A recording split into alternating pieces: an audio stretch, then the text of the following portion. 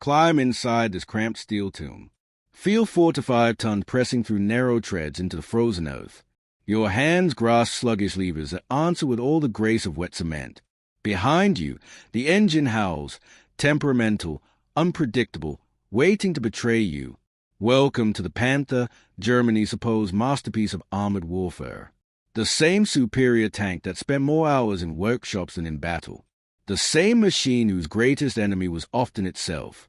What Allied engineers found inside captured Panthers would overturn decades of myth-making and expose the uncomfortable truth behind one of history's most overhyped tanks. December 1944, the snowbound forests of the Ardennes. American crews crouched in their Shermans, staring through mists as German armor advanced. Panthers, sleek, angular, 45 tons of menace. Each carried a 75mm kilowatt K-42L-70 gun and thick, sloped armor. Every Allied tanker knew the statistics: 80mm of frontal armor angled at 55 degrees, the equivalent of 139mm flat. A 100mm mantlet protecting the turret. A gun that could kill a Sherman at over 2 kilometers. Against that, their own 75mm shells were little more than fireworks. They called their tanks Ronsons. Lights every time. The men knew the odds. The Panther was faster, tougher, deadlier. German crews believed it too. Propaganda films had shown Panthers tearing through columns of Shermans, German steel triumphant over Allied mass production. The Panther had been born out of panic.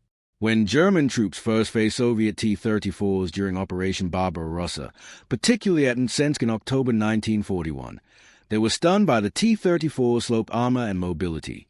The Panther Commission convened in November 1941 to design a counter. Mann's prototype was chosen in May 1942. Production began that winter. On paper, the result was a perfect medium tank, the technological apex of the German war machine.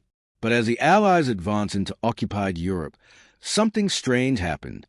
They found Panthers everywhere, not destroyed, but deserted. Engines intact, fuel still slushing in tanks, transmission seized, final drive shattered. The fearsome predators had crippled themselves. When Allied forces tried to use captured Panthers, the illusion fell apart fast. The British Coldstream Guards famously operated one, nicknamed Cuckoo, during the fighting at Gelenkirchen and later in Operation Blackcock in early 1945, until it too broke down. Canadians captured a Panther in Italy, dubbed it Deserter, and used it briefly before it died from mechanical failure. In Warsaw, Polish resistance fighters captured 2 Panthers during the 1944 uprising and used them heroically to free prisoners from the Gisioka camp, but both were abandoned days later when their engines and batteries failed. The pattern was universal. Panthers fought brilliantly when running, but rarely ran for long. After the war, the British assembled 9 Panthers using captured parts and German technicians to test them properly. They couldn't finish a single full trial.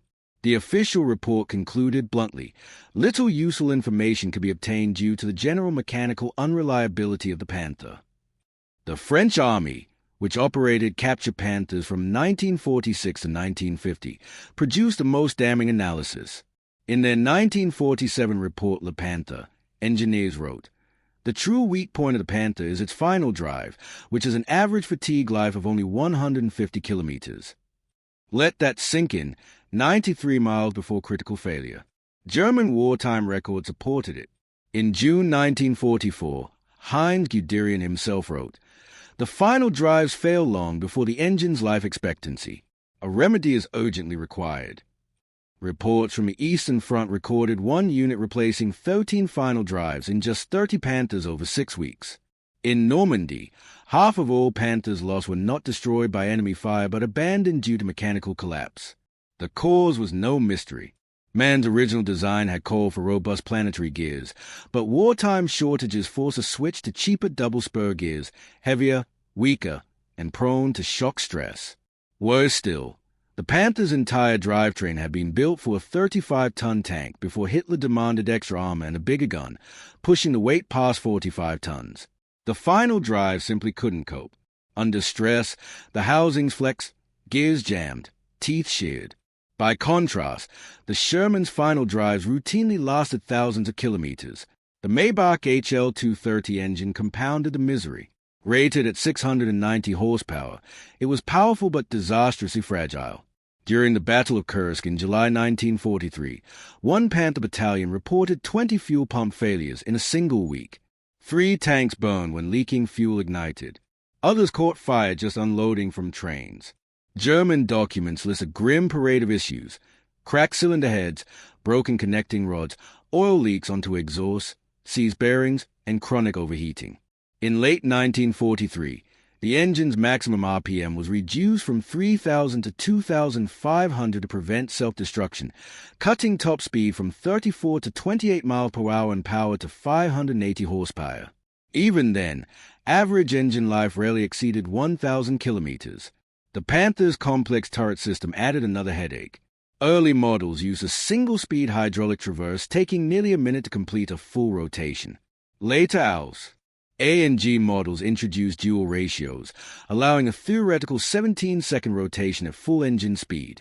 But since the system depended on engine output, turret movement slowed drastically whenever the tank idled or the engine faltered. If the engine stopped, the turret froze entirely. The Sherman's electrically driven turret, by contrast, could spin a full 360 degrees in 15 seconds, engine on or off, giving crews consistent control.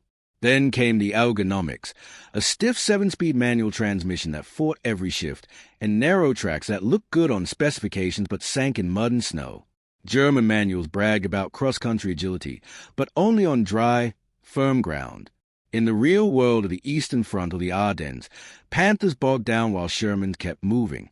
The Panther was a triumph of ambition and a disaster of execution. Beneath the sleek armor lay an engineering compromise so brittle that it cracked under its own weight. The Allies feared it. The Germans worshipped it. But history remembers the truth. The Panther was as dangerous to its crew as to its enemies. Wider tracks gave the Sherman superior traction under real battlefield conditions, especially in mud, snow, or rubble. Inside the German Panther, conditions were far worse. The interior was cramped and dimly lit, the controls heavy and awkward. The gunner's position was painfully confined, and the loader had to contort around the massive gun breech to reach scattered ammunition stowed in every corner. By contrast, the Sherman's fighting compartment reflected American industrial ergonomics. Ammunition racks were positioned within easy reach, controls were sensibly arranged, and every crew task was designed for efficiency. U.S. engineers had built it like a car, logical, intuitive, and user-friendly, because ease of operation wins battles as surely as firepower. By early 1945, American tank crews were openly complaining about fighting Panthers and Tigers. Their frustration reached General Eisenhower himself, who in March wrote to commanders of the 2nd and 3rd Armored Divisions asking for candid evaluations. Major General White replied with a wry warning that American soldiers were never shy about criticizing their own equipment. Still, the replies were sobering. Combat Command Aides General Collier summarized the 66th Armored Regiment's view bluntly. German tanks were far superior in gun power, optics, mobility, and armor. They used smokeless powder, making them harder to spot, and their slope profiles offered better protection. Collier also rejected Eisenhower's defense that shipping constraints justified lighter American designs. The fact that our equipment must be shipped long distances does not, in the opinion of our tankers, justify our inferiority. Eisenhower forwarded the report straight to General Marshall, admitting they deserved War Department attention. But by then, it was too late to influence production. The war in Europe would be over in 2 months. Still, these field reports reveal how acutely American tankers understood the Panther's advantages in one-on-one combat, and how they triumphed anyway. The Sherman's success lay not in outperforming the enemy technically, but in embodying a complete, practical weapon system built for sustained warfare. Between June and December 1944, the U.S. 12th Army Group lost over 2,000 medium tanks, mostly Shermans. Those numbers shocked the American public when news and soldiers' letters exposed the scale of losses. In January 1945, New York Times correspondent Hanson Baldwin called for congressional inquiry into tank adequacy. The Army responded defensively. Major General Levin H. Campbell, Jr., Chief of Ordnance, published Eisenhower's letters to calm public outrage, and after the war General Marshall acknowledged the truth. German Panthers and Tigers outmatched Shermans in direct duels, but American doctrine never expected medium tanks to fight heavy tanks unaided. Tank destroyers, artillery, and air power were meant to handle enemy armor. Medium tanks existed to exploit breakthroughs and support infantry, roles at which the Sherman excelled. The proof was in results. From Normandy's beaches in June 1944 to Berlin in May 1945, Allied armies advanced relentlessly across Europe. German forces equipped with technically superior armor couldn't halt them. The reason wasn't tactical inferiority but operational inconsistency. Panthers and Tigers were deadly when functioning, but too few, too fragile, and too fuel-hungry to sustain a campaign. Mechanical breakdowns, logistical collapse, and fuel shortages turned them into roadside wrecks long before they reached battle. A tank that cannot move, cannot fight. The Sherman, by contrast, kept moving. It delivered reliable combat power day after day, across thousands of miles. Its design choices prioritized the right trade-offs, not maximum gun penetration or impenetrable armor, but reliability, maintainability, production volume, and crew survival. Its five-man crew, commander, gunner, loader, driver, and assistant driver, worked in a layout designed for coordination and escape. Multiple hatches, including a belly hatch, gave excellent odds of survival when hit. Later models featured wet stowage, surrounding ammunition with a water glycol solution that reduced fire risk from 60 to 80% to around 10 to 15%. That single innovation saved countless lives. Variant further proved its flexibility. The British Firefly mounted their powerful 17-pounder gun, capable of piercing a Panther frontally. The M4A3E2 Jumbo carried up to 152 millimeters of armor and spearheaded assaults. The later 76mm M1 gun, introduced during Operation Cobra, improved armor penetration, though it produced fewer fragments than the 75mm shell, 560 versus 950 in a 20-foot radius, making it less effective against infantry. Tankers understood this trade-off. Most tank versus tank duels were rare. High explosive shells for supporting infantry mattered more. German high-velocity guns like the Panther's kilowatt K-42 LR-70 excelled at armor penetration, but fired weaky shells, proof that no gun could optimize for both. The Sherman sound engineering outlived the war. Israel modernized it into the M50 and M51 Super Shermans, which fought successfully from the 1956 Suez Crisis through the 1973 Yom Kippur War, even destroying modern Soviet-built T-55s and T-62s with 105mm heat rounds. Chile operated them until 1999, and some remain in reserve into the 2000s. Few machines in military history have demonstrated such longevity. The Panther, by contrast, collapsed under its own complexity. Only about 6,000 were ever built between January 1943 and March 1945, not the 9,000 often claimed. Peak output hit 380 per month in mid-1944, but frontline strength never exceeded 2,300. By war's end, most sat immobilized by mechanical failure, not enemy shells. The Sherman may have lacked glamour, but it won wars. The Panther looked magnificent in theory, but history proved that perfection on paper means nothing when the engine seizes before the battle even begins. That same month, a record 692 Panthers were lost. By the final operational report on March 15, 1945, only 361 of 740 Panthers remained serviceable, barely 49% operational at war's end. Allied bombing had crippled German production. Daimler-Benz facilities were hit on August 6 and 23, 1944. Man plants were struck repeatedly on September 3, October 3rd and 19th, then again on January 3rd and February 20th to 21st, 1945. These raids slashed spare parts output from 25 to 30% of tank production in 1943 to just 8% by late 1944. In the field, Panthers had to be cannibalized for parts just to keep a handful running. Mechanical fragility, dwindling supplies, and collapsing logistics doomed Germany's armored corps long before Allied fire did. Crew quality also declined sharply. Historian Stephen Zalogan noted that the Panther's disappointing results in the Ardennes, despite its technical superiority, stemmed largely from inexperienced crews. By late 1944, Germany's veteran tankers were dead or captured.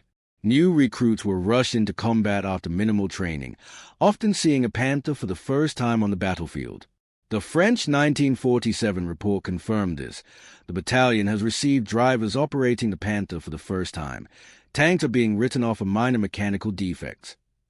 Combined with chronic fuel shortages and failing final drives, even minor breakdowns became permanent losses. Panthers were also fuel gluttons. Their Maybach engines devoured supplies that Germany simply couldn't deliver. As Soviet and Allied advances cut oil production, armored operations stalled for lack of fuel. Soviet tanker Dmitry Loza, who commanded American-supplied Shermans, captured the contrast vividly. In commanding the Red Army's Sherman tanks, Loza praised the Sherman's car-like handling, noting its tracks lasted over 5,000 kilometers and its auxiliary engine charged batteries without running the main motor.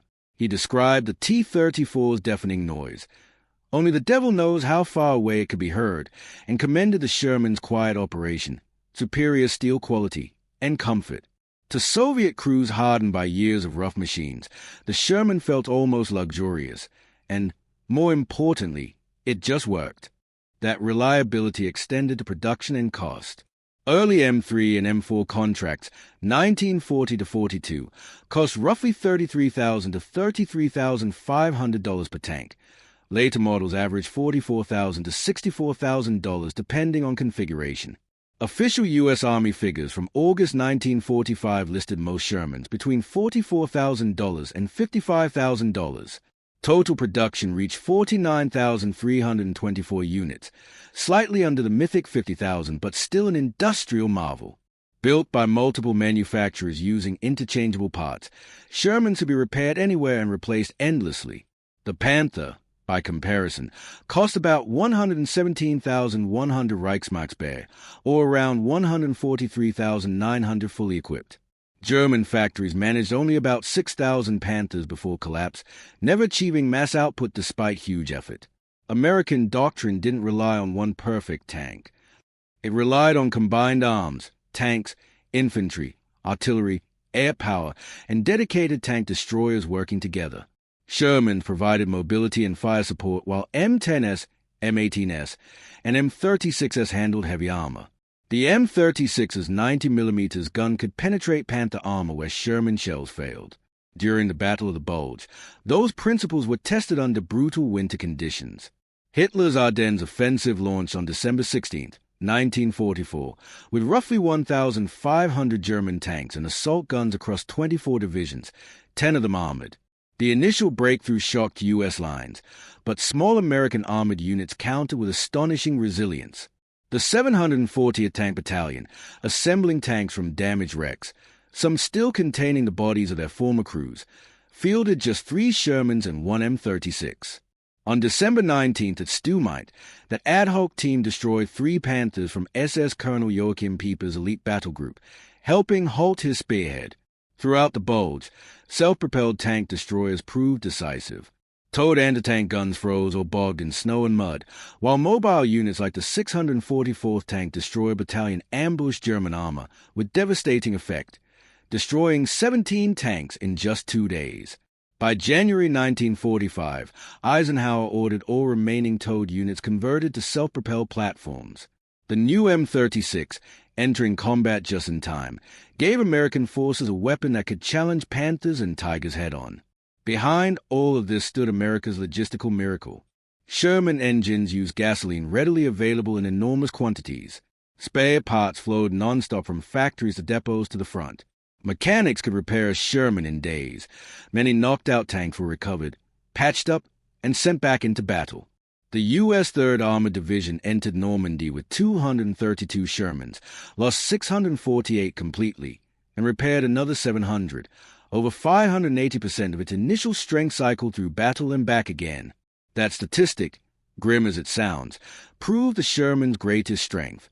It could be replaced, repaired, and redeployed faster than the enemy could destroy it. German divisions had no such luxury. Every lost Panther was irreplaceable. By late 1944, their armored strength declined irreversibly. The Battle of Arracourt in September 1944 epitomized a contrast. Lieutenant Colonel Creighton Abrams' 37th Tank Battalion, fighting in Shermans, faced newly arrived Panther-equipped units. Abrams lost 14 Shermans, but destroyed 55 German tanks in return. Patton later called him the world's greatest tank commander. The victory wasn't luck. It was doctrine, teamwork, mobility, communication, and relentless repair. The Sherman didn't just survive the war, it won it. From Normandy's hedgerows to the Rhine crossings, it carried Allied armies to victory against Panthers, Tigers, and King Tigers alike. The numbers, the logistics, and the results all told the same story. Reliability and mass production beat brilliance and fragility every time. Panthers, technically superior on paper, could not hold American armored advances because wars are not decided by specifications alone. Logistics wins wars. Reliability wins wars. Production capacity wins wars. Combined armed coordination wins wars. Crew confidence wins wars. Adaptable doctrine wins wars. The Sherman embodied all of these realities. The Panther embodied technical brilliance but failed catastrophically at systemic integration. When Soviet forces captured Panthers and tried to use them in combat, the pattern repeated. In February 1945, during the Lower Silesian Offensive, a captured Panther operated by an elite crew from the 4th Tank Corps under hero of the Soviet Union Lieutenant Nikolai Ivanovich Azeev destroyed 3 German Panthers in a flank attack. Yet during its withdrawal, it was crippled by artillery fire and permanently written off due to lack of spare parts. Even in skilled hands, Panthers were unsustainable. A real assessment of tank effectiveness must evaluate the entire system: design, production, logistics, maintenance, doctrine, crew training, and sustainability. The Panther excelled narrowly in long-range firepower, frontal armor, and speed on firm terrain, but failed catastrophically in reliability, maintainability, production scalability, and operational endurance. The Sherman, by contrast, achieved balance, adequate firepower and protection, but superior reliability, maintainability, mass production, crew safety, and logistical simplicity. In total war, good enough design integrated with industrial and logistical strength always defeats technical overperformance coupled with systemic weakness. Every time. The lesson reaches far beyond World War II. Our tanks, any complex weapon or technology, must survive real-world conditions. It must function reliably when needed, be repairable with available tools, integrate with doctrine and logistics, and sustain continuous use. Over-engineered brilliance that ignores these realities collapses under stress. Functional adequacy aligned with system-level strength prevails. The Panther's rush berth after the shock of the T-34 encounter ensured immaturity. Its debut at Kursk in July 1943 ended in disaster. Most broke down before firing the shot. Later fixes mitigated but never eliminated its core flaw: the overstressed final drives, a consequence of weight increases beyond original design. Engines improved marginally but remained unreliable, and quality control deteriorated as Allied bombing gutted industry. The Panther epitomized German engineering's obsession with perfect specifications at the expense of practical performance. The Sherman embodied American pragmatism, designed for manufacture, maintenance, logistics, and the human operator. It was never meant to be the best tank. It was meant to be the most sustainable. Its excellence lay in reliability, repairability, and production scalability.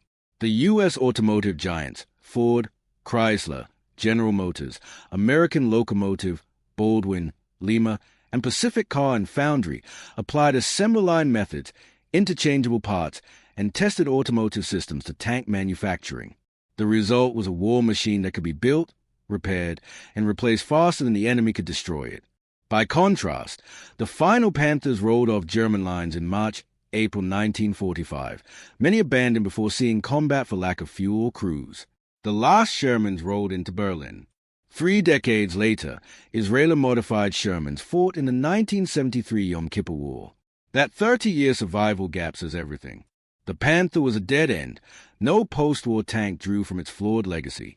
The Sherman's philosophy, reliability first, perfection second, shaped global tank design for decades. American crews in 1945 understood this through experience.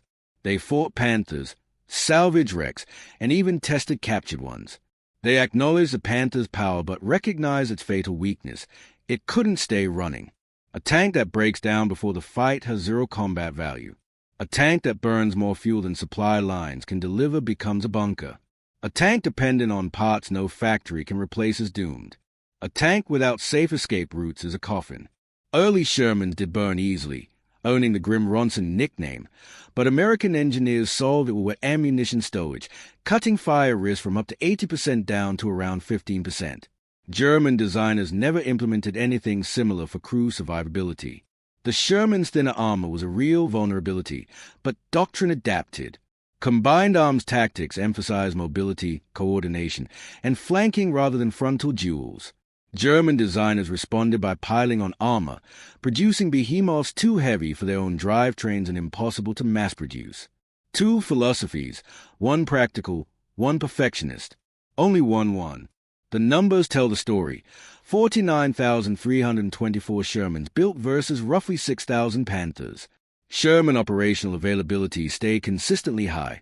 Panther readiness dropped below 50% by March 1945. American armored divisions remained combat effective from Normandy to Berlin because industry and logistics never stopped feeding them replacements. German divisions bled dry, withered as losses outpaced production. The American system, integrated tanks, infantry, artillery, and air support, overwhelmed an enemy relying on tanks alone to fill every role. To understand why the Sherman triumphed, one must understand America's wartime mobilization. Detroit's car makers became the arsenal of democracy. Ford's River Rouge plant, Chrysler's tank arsenal, General Motors facilities, every assembly line shifted from sedans to Shermans. The United States didn't just build tanks. It built the system to keep them fighting. That, more than any gun or armor plate, is what won the war. All of America's great automotive manufacturers transformed their production lines to build tanks using assembly line methods perfected in peacetime car factories. Workers who once assembled sedans now applied the same mass production discipline to armored vehicles. Standardization was key. A transmission built by Chrysler would fit a hole welded at Fisher Body. A gun mount cast by the American Locomotive Company matched a turret from Baldwin. This level of interchangeability, routine in automobile manufacturing but revolutionary in armaments, allowed immense output and made frontline repairs simple. The Sherman's entire design reflected this philosophy. Curved armor might have been marginally stronger but required costly forming presses. The Sherman's flat plates could be cut and welded quickly with existing tools. Its one-piece cast turret came from industrial foundries already skilled in heavy steelwork. The vertical volute spring suspension, simple and reliable, could be built by firms with no prior military experience. Every component emphasized manufacturability over complexity. Crew training mirrored this efficiency. New Sherman crews completed full programs in about 13 weeks at armored training centers. The controls felt intuitive to anyone familiar with automobiles. Maintenance followed clear, illustrated manuals. German Panther crews required longer, more technical training that the shrinking Reich could no longer afford. As training time shortened, inexperienced crews were rushed into combat. American programs remained standardized and steady, ensuring dependable crew proficiency. Maintenance further highlighted the difference. A Sherman engine replacement took roughly 8 to 10 hours with trained personnel. Entire power packs, engine and transmission together, could be swapped in the field using mobile cranes, with spare units carried on trucks behind the lines. A disabled Sherman could rejoin combat within a day. Panther maintenance was a nightmare. Its engine and transmission were separate and required extensive disassembly. Field repairs were rarely possible. Many Panthers were abandoned for relatively minor issues. Even simple tasks like track replacement were burdensome. Sherman crews could change a track in 3 to 4 hours using light, modular blocks manageable by 2 men. Panther tracks were heavier, and its interleaved road wheels, though giving smooth rides, made wheel repairs agonizing. If an inner wheel failed, outer layers had to be removed first. In cold weather, mud and ice froze solid between wheels, immobilizing entire platoons until hours of chipping freed them. Sherman's simpler, independently mounted wheels had no such issue. The logistics chain behind the Sherman was vast but resilient. Each U.S. armored division consumed thousands of tons of fuel, ammunition, and spares monthly. The Red Bull Express, thousands of trucks operating nonstop, delivered up to 7,000 tons of supplies per day at its peak. Liberty ships ferried entire tank battalions across the Atlantic. This enormous logistical web worked because it was planned, resourced, and coordinated as one system. German logistics disintegrated under Allied bombing. Destroyed railways, ruined fuel plants, and shattered bridges left Panthers stranded even when mechanically sound. Fuel shortages became fatal. The Panthers' high consumption, combined with supply collapse, meant many never reached battle. The Sherman also used prodigious amounts of fuel, but the U.S. logistical machine could feed it continuously. The true difference wasn't efficiency, it was capacity. America built a logistics system for global mechanized warfare. Germany built one for short continental campaigns, and it failed under the weight of total war. The Sherman triumphed because it wasn't just a tank, it was part of a complete, self-sustaining military ecosystem. The Panther failed because it was conceived as a single, exquisite machine divorced from the infrastructure required to sustain it. Wars are won by systems, not weapons. The side that masters production, supply, and training will defeat one with superior specifications but weaker integration. The United States built an entire global warfighting machine capable of projecting mechanized power across oceans, replacing losses, training new crews, and adapting doctrine dynamically. Germany built brilliant tanks it couldn't maintain fuel or crew. Post-war studies confirmed these lessons. The French army, operating captured Panthers from 1946 to 1950 in the 501st and 503rd Armored Regiments, recorded every breakdown. Their 1947 technical report, Le Panther, became the definitive verdict. It verified the same chronic flaws: 150 kilometers average final drive life, 1,000 kilometers engine endurance, punishing maintenance, excessive fuel use, and miserable crew conditions. French engineers initially awed by the Panther's optics and gun came to the blunt conclusion: the Sherman, when all factors were considered, was a superior combat vehicle. Britain reached identical findings. After the war, British forces captured numerous Panthers and even forced completion of 9 more at a German assembly plant in Hanover using captured workers and leftover parts. These British-built Panthers, tested through 1946 to 47, all broke down before testing could be finished. The final report of February 1948 lamented that very little useful information was obtained due to the general mechanical unreliability of the Panther and Jag Panther. American testing at Aberdeen Proving Ground in Maryland also examined captured German armor. Several Panthers were evaluated alongside Tigers and Jag Panthers.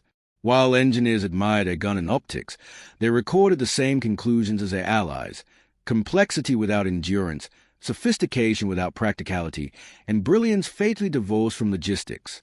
Captured and studied after the war, the Panther's many flaws were thoroughly documented. Yet the insights gained shaped post-war American tank designed not by imitation, but by caution. Engineers learned what not to do, how over-optimizing for isolated performance metrics leads to systems that fail under real-world strain, how complexity without reliability makes a weapon unusable, and how dazzling specifications mean nothing if a vehicle cannot endure sustained combat. The Panther became a textbook example of brilliant engineering turned operational failure. Its fate stood in stark contrast to the Sherman's evolutionary success. Many World War II weapon systems persisted or inspired later designs. The German Bf-109 flew in Spain and Czechoslovakia into the 1960s. Mauser rifles served for decades, but the Panther disappeared. No army kept it in service once spare parts ran out. The Soviets, who captured hundreds, briefly used them before scrapping them. Czechoslovakia and other Eastern Bloc states replaced captured Panthers almost immediately with Soviet-built T-34s. France and Britain, after exhaustive testing, reached the same verdict. The Panther was too fragile, too complex, too impractical to sustain. Its design lineage ended there. The Sherman's lineage, by contrast, flourished. The M4 platform proved astonishingly adaptable. It was reborn as recovery vehicles, armored personnel carriers, self-propelled guns, rocket launchers, bridge layers, mine-clearing tanks, and flamethrowers. Post-war modernization programs transformed the chassis for new eras of warfare. In Israel, the M50 and M51 upgrades rebuilt the Sherman completely, installing French 75mm and 105mm guns, improved suspensions, modern optics, and new engines. These tanks fought and won against Soviet-designed T-54s and T-62s in the 1960s and 70s, 3 decades after the original Sherman entered service. That durability proved how fundamentally sound its design was. The Panther, by comparison, could not evolve. Its intricate, tightly engineered systems left no room for modification. It was a design optimized for a moment, not for history. The Sherman's success wasn't born of perfection but of balance. It was good enough in firepower and protection, but exceptional in reliability, maintainability, producibility, and crew confidence. Its practical adequacy, combined with industrial might and logistical strength, made it a war-winning weapon. The Panther remains a warning about the illusion of technical superiority. Impressive numbers on paper mean little when a tank cannot reach the front, cannot be fueled, cannot be repaired, or cannot be manned by trained crews. Engineering brilliance without systemic sustainability leads to failure, no matter how refined the design. History rendered its verdict decisively. The Sherman won. The Panther lost, not in a single duel, but across the far more consequential battles of production, logistics, and endurance. American tankers understood this truth intimately. They fought through it, maintained through it, and ultimately prevailed because of it. 7 to 9 years later, the lesson remains timeless. Wars are won by systems, not by weapons. The side that builds a more coherent, sustainable system, capable of continuous production, supply, and adaptation, will always defeat an opponent with superior but unsustainable machines. The debate ended in May 1945, when Shermans rolled through Berlin and Panthers lay abandoned on the roads behind them. The outcome was never truly in doubt to those who grasp the fundamental truth of warfare. Effectiveness is measured not by specifications, but by results.